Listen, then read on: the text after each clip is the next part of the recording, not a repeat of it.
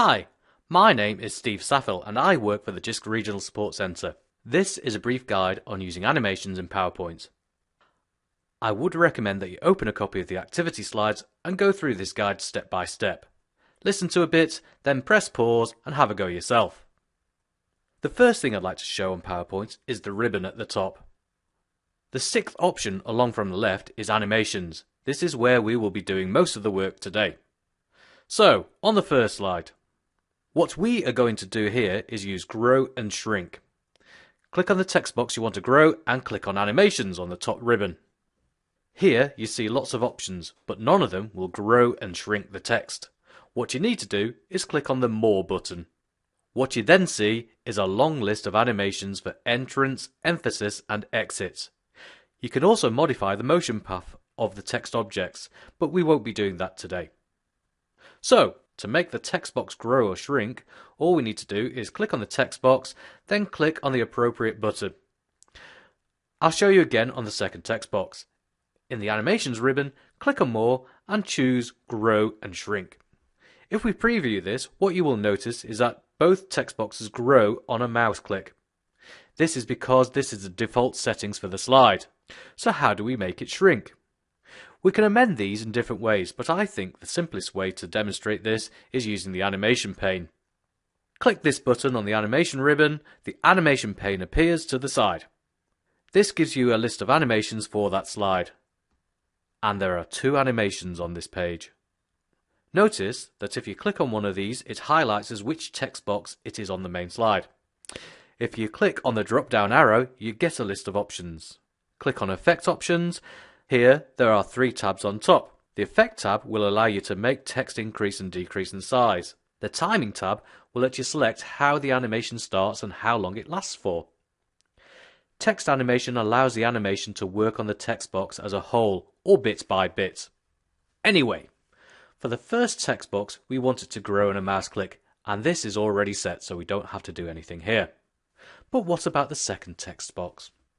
So clicking on drop-down box for the second animation in the animation pane gives us our choices.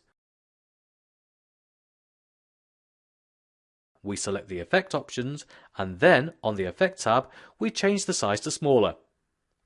We also want the text box to shrink at the same time as the previous animation. So on the timing tab we click on Start with Previous.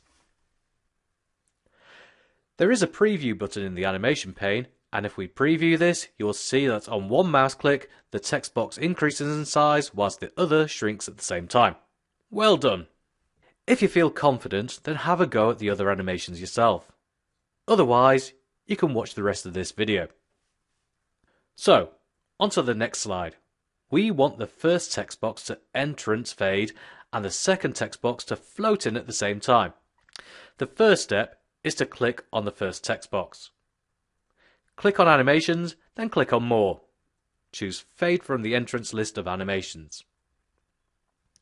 Now, click on the second text box and choose Float In. If you click on the drop-down box for the first animation, you will notice that it will appear on a mouse click. The second text box needs changing, so click on the drop-down box and change it so it starts with the previous. And this is what it looks like. The next slide is using Slow Exit Fade. We have three text boxes with Slow Exit Fade and a fourth box that we want to grow.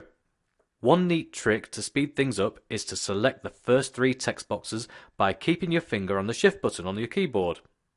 And with your finger still on this button, click the mouse on the three objects.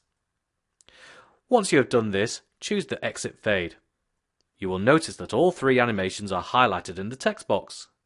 If not, hold Shift down and click on each animation. Then click on the drop-down box and choose Effect Options. On the Timing tab, change the duration to 5 seconds, then click OK. If we preview this, we will see that all three boxes disappear at the same time, so we have to amend these individually. For the first text box, we want it to fade away on a mouse click. We want the second and third ones to appear after the previous animation. For the fourth text box, we want it to grow after the third text box, so click on the text box, then choose Grow. In the animation pane, select the animation and change it to Grow after Previous. And this is what it looks like. The final slide is just a quick demonstration to show animations can be used on objects other than text boxes. What we want to do is make the connecting blue lines appear one after another on a mouse click. So hold down Shift and click all the blue lines. Then click on Fade in the Animations pane, and you will notice that when we preview it, all lines appear at the same time. To make them appear one by one on a mouse click, select All in the Animation pane and choose Start on Click. So, looking at what we have done, the first page allows text boxes to grow and shrink at the same time. The second slide shows a couple of animations for entrance. The third is a slow fade, one after another with an emphasis on the last text box. And the final slide makes connecting lines appear one after another on a mouse click. Hopefully you can do these activities. If not, feel free to contact me. Now, the question is, how can we use these animations to create a PowerPoint activity that assesses the learner's knowledge? All will be revealed in our face-to-face session. Thank you very much and see you soon.